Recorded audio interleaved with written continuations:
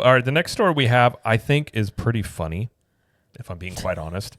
So we talked last week or 2 weeks ago about the cake bake shop that was opening. We talked about the insane menu prices, which we weren't the only ones that mentioned this. Apparently, the cake bake shop has slightly lowered some of their menu prices. Mind you, they're not open yet. They are not. So we'll go through some of the changes here. And I think I may know as to why. I'm going to take a guess here. Well, a lot of the items had price changes, and most of them went down. A few went up. Which actually, I was going to say that.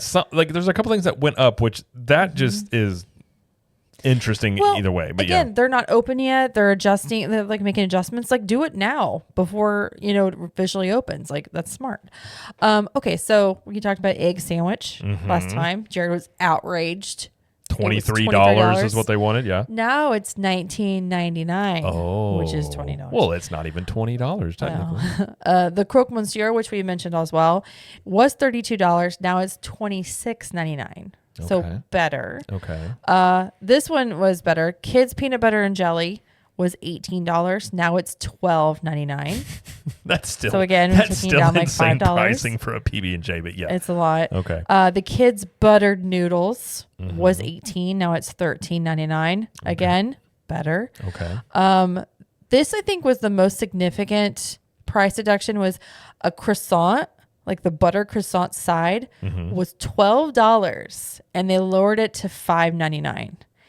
And I'm thinking some of that stuff had to do with the fact that like a lot of people were like, well, if I want a croissant or something like that, I'm just going to go to the Epcot. I'm going to go to the French bakery in Epcot and get a croissant or a baguette for $3. Well, I had said too, I think the people opening this restaurant didn't have any clue that you could just go into Epcot, which is not far away, and go get a croissant for basically like half the price, whatever it is, quarter of the price, and get it. So that I think is pretty funny. I think too, it's people were saying that this is more in line with prices of how it is in the other locations. It is. I remember looking at that menu of the one in Indiana.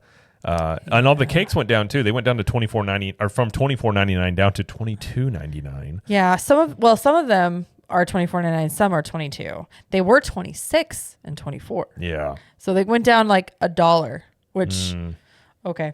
Yeah. That's still a lot for a cake, but that is like one of their specialties. So it's like, okay. Yeah. What went up in price? The shrimp remoulade. One of the dishes went up like $1 there. Okay. Again, it was like, I think it was mostly entrees. Some of the coffee drinks went down, but again, it's an extensive list, so I wasn't going to say everything, but they still haven't reduced the cost of getting like a Coke product from $8. That one I did not check, so I'm not sure. Well, I mean, I guess on some level they listened to some feedback, which is a good thing. I'm going to take a wild guess here, and I'm betting somebody at Disney maybe told them, hey, let's bring some of these prices down because, and I had even mentioned, although this is not a Disney-owned restaurant, normal everyday guests are not going to know the difference necessarily. Like, if you're into this stuff, you know that the cake bake shop is renting space from Disney to put this here, much like it's say like Disney Springs.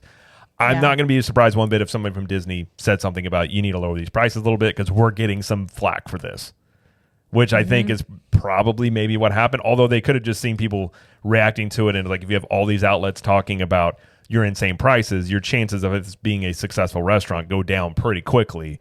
On that end. You'd be kidding yourself if you didn't think that they watch social media. Yeah. They pay attention. Which even at this point, I coming down a little bit, it's like, okay, but I still have questions about like, this is a successful restaurant franchise, but if you look at where they're typically located in very wealthy areas. So it's like a very bougie place. That doesn't necessarily translate to a theme park setting. You got people just walking in from like the theme park sweaty and wearing tank tops and flip-flops or whatever. So I don't know. I'm not making a prediction about the place. I just don't know if that crowd, if this translates to this place being successful. So, I mean, I'm glad on some level they listened to feedback, but if they're still charging $8 for a Coke product, that's the thing that I think was the most insane. And I noticed they didn't bring the burger price down. So right off the bat, I'm just like, your prices are still wild, but at least on some of the things, they seem to have brought them down a bit. Yep. So when does it open? A couple weeks? They haven't said. Haven't said. Haven't The fact that it hasn't said. opened yet and they're already doing this is, I don't know, to me doesn't seem like a great sign, but I think it's better than doing it after they open. yeah. I mean, it just also shows too. Well, it does show you. I mean, and I think I've always said this about things is like, voicing your opinion it does make a difference. Sure. Even when it comes to, I know a lot of times people don't like to hear when sometimes people don't like hearing us criticize about Disney here and there. But if something is not how it should be, in your opinion, if you voice it, if enough people say something, places do listen. Mm-hmm. So I think true. at least on that end, they're willing to adjust them a bit. But yeah, if you do look at their menu prices at their other locations, this is closer in line with those, but still higher priced items. But